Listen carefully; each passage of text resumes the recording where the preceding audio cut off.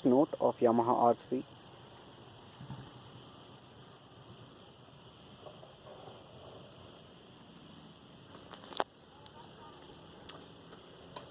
The bike is on first gear actually. Now it's on neutral. Now let's start.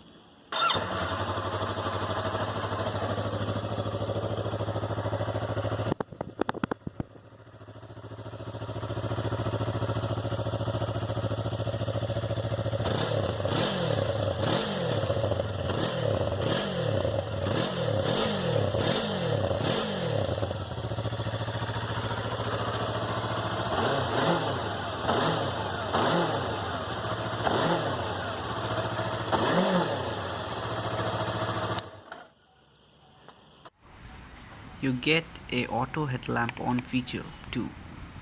The lights are really very bright.